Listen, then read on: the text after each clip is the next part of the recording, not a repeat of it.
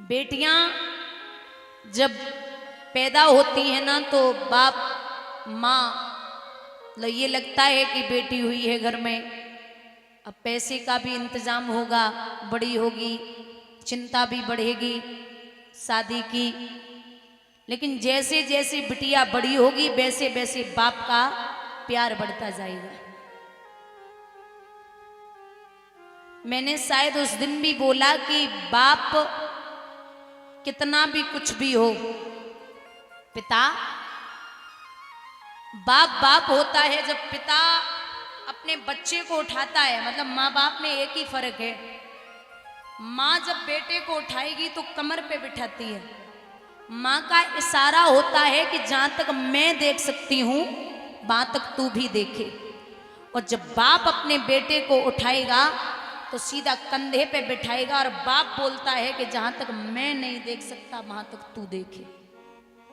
ये माँ बाप है।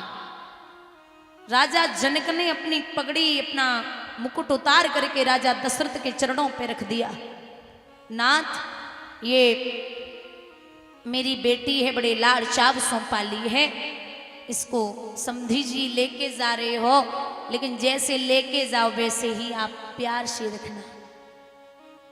गले लगा करके राजा दशरथ ने कहा कि जैसे आपके यहाँ से बिटिया जा रही है आपको हमेशा बेटी मिले। अच्छा, यहाँ से एक सीख जरूर मिलती है हर बाप को, हर पिता को एक सीख मिलती है कि बाप मरे जा रहे हैं कि मेरी बेटी के लिए ऊंचा घराना मिले। पिता मरे जा रहे कि बढ़िया 2-4 लाख पैसे लड़का कमा रहा हो, दामाद, और ऊंचा घराना हो, 10-20 प्लॉट पड़े, पेट्रोल पंप हो, एकदम कॉलेज हो, भट्टा हो, ये सब मरे जा रहे कि बिटिया को इतना पैसा दूंगा। अब आप हमें ये बताओ, राजा जनक ने देने में कसूरी छोड़ी होगी? नहीं। उसके बाद शायद है दुनिया का एक ही सम्राट है, वो है रघुवर, और उस घर में अपनी बेटी का रिश्ता किया।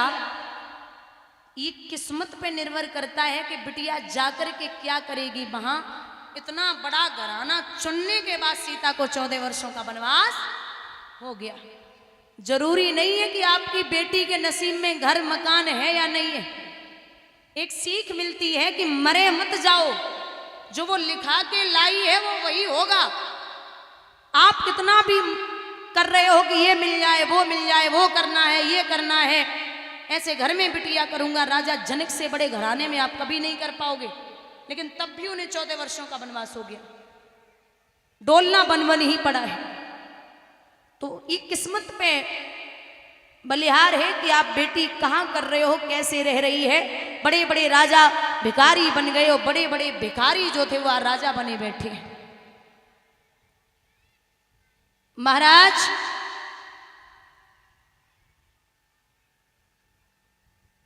यहां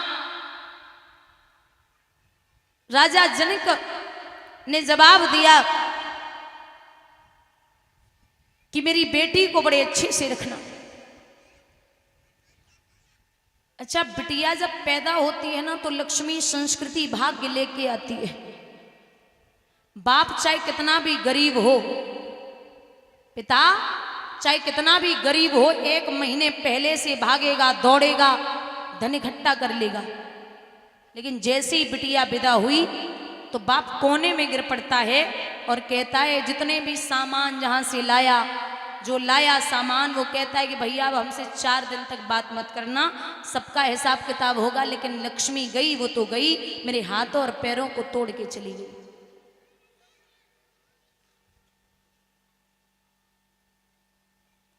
मेरे हाथों और पैरों को तोड़ के चली गई। जिस दिन बारात आती है उससे 1 दिन पहले सब सो जाएं, लेकिन पिता और बेटी नहीं सोते। बाप पूरा हिसाब किताब लगाएगा, किससे कितना लेना, किससे कितना देना, कितना सामान बाकी रह गया, कितना और बचा है। और बेटी पूरे घर के चक्कर लगाती है, मेरा कमरा, ये मेरे कपड़े, ये मेरा बक्सा, ये मेरी अलमारी, ये मेरा ये वो, मतलब पूरा हिसाब किताब लगाएगी। ये आज का ही है, कल विदा हो जाऊंगी। बेटी पूरे घर को संजोएगी, पूरे घर को देखेगी। और मैंने बार बार समझाया है कि बिटिया ससुराल जा करके जितनी बार घर में रह के बेटा बाप के हालात नहीं पूछ पाता कि पापा आप ठीक हैं, उतनी बार बेटी ससुराल से फोन कर लेगी कि पापा आप ठीक हैं, आपने दवा टाइम से ली, आप स्वस्थ हैं, आप भोजन टाइम से खाते या नहीं खाते। कई बाप ऐसे हैं जो बिटिया सज धज करके जयमाला डालने के लिए पहुंच जाए, लेकिन पिता खुद के कपड़े बदलना भूल जाता है। ये बेटियां हैं। महाराज का सामान बाप दे दे, अगर गरीब बाप है कर्जा लेकर के लाखों का सामान दे दे, लेकिन दिक्कत ये है कि वो कर्जा जो सर पे है वो सामान की प्रिंट छूट जाए, लेकिन बाप के सिर पे जो कर्जा होता है वो जीवन पर्यंत तक उतारता ही रहता है। आज खत्म होगा, कल खत्म होगा। बेटियां बस सुखी रहें। और बिटिया की विदाई पे सब रोते, लेकिन एक ऐसा व्यक्ति रोता जिसे नहीं रोना चाहिए, और वो है बेटी का भाई। जब तक तो कुंवारी रहेगी रोज पीटेगा, रोज लड़ेगा, खाना बना, कपड़े धुल दे, कपड़ों पे प्रेस कर दे, ये कर वो कर, लेकिन जब बहन विदा होती है तो सबसे ज्यादा भाई रोता है। एक व्यक्ति ने पूछा, अच्छा हुआ बला टली, अब जा रही है ना, अब तो जा रही है, अब अच्छा हुआ बला टली।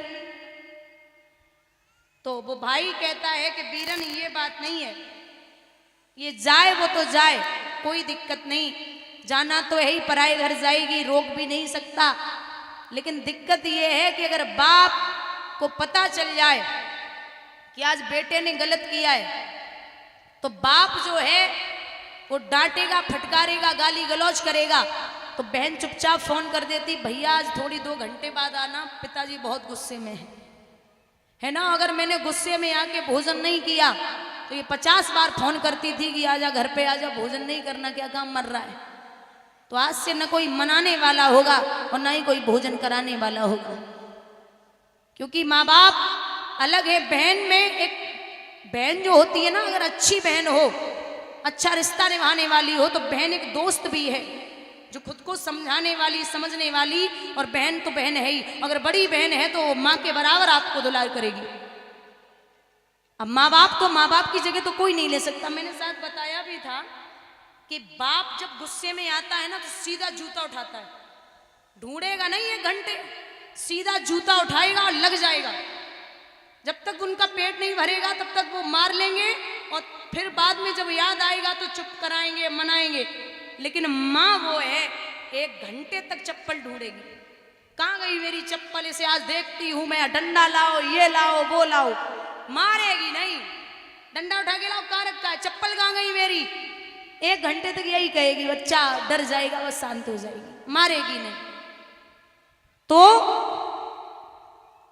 बंधुओं, यहां राजा जनक ने बेटी को विदा करते समय समझाया है राम जी को गले लगा करके कि बिटिया का ख्याल रखना। लिखते हैं विद्वान कि आज बेटी जनक की अवध पहुंच चली, माँ की ममता चली, घर की लक्ष्मी चली।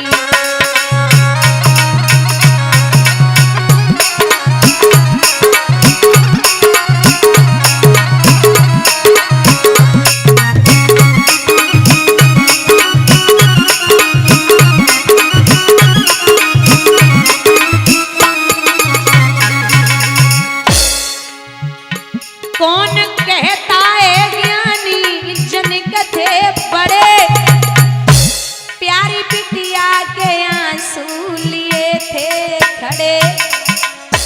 माँ सुने ना कि आंखों की पुतली चली, माँ सुने ना कि आंखों की पुतली चली, माँ की ममता चली, घर की लक्ष्मी।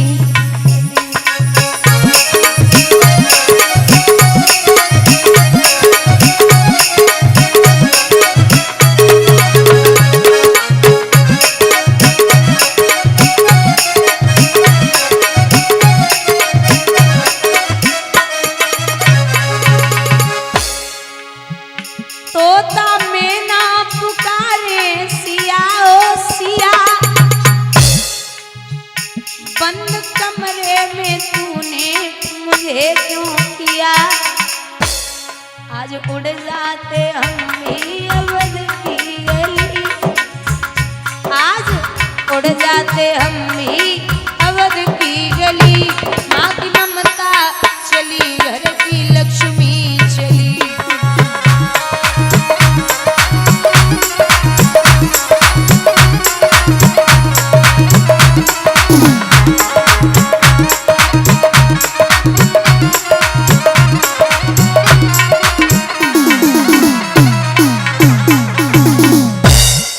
विदा किया।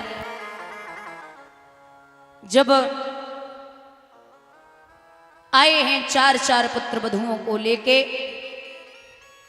बड़ी खुशी है।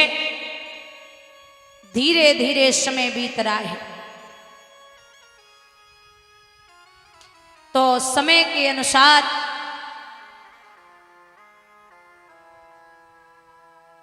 एक दिन राजा दशरथ ने दर्पण में अपना मुख देखा,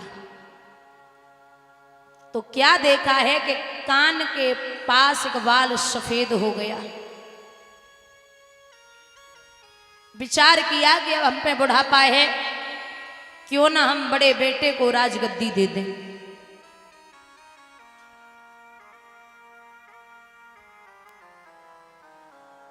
तो राज तिलक की तैयारियां करवाने लगे। देवतागण सोचने लगे कि अगर राम का राज तिलक हो गया तो राक्षसों को कौन मारेगा। इसलिए जाकर के मंथरा की बुद्धि को फेरा। मंथरा ने जाकर के कैकेयी की बुद्धि को फेरा तो कैकेयी कोप भवन में लेट गई। राजा दशरथ आए, बोले देवी क्या हुआ, आप यहां क्यों लेटी हो। बोले हमने सुना है आपके राम का राज तिलक है। बोले जी आपको कोई चिंता है। बोले नहीं महाराज, चिंता बाद में, पहले आप ये बताइए कि शायद आप भूल गए हो तो मैं बता दूं, हमारे जो 2 वरदान हैं वो आपने मुझे नहीं दिए। अरे ओ देवी, 2 नहीं 4 मांग लो, 4 नहीं 6 मांग लो, जितने चाहिए हो मांग लो।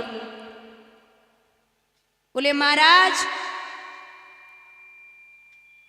चिकनी चुपड़ी बातें कहकर मुझे अवला को ना बहकाओ, यदि सच्चे हो तो रघुवंशी सौगंध राम की खा जाओ।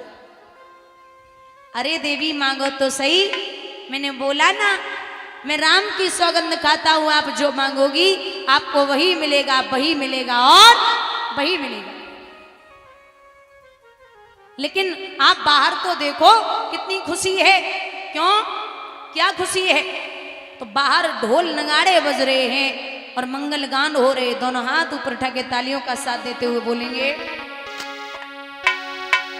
ए राजा बनाए जाएंगे हमारे राम, राजा बनाए जाएंगे।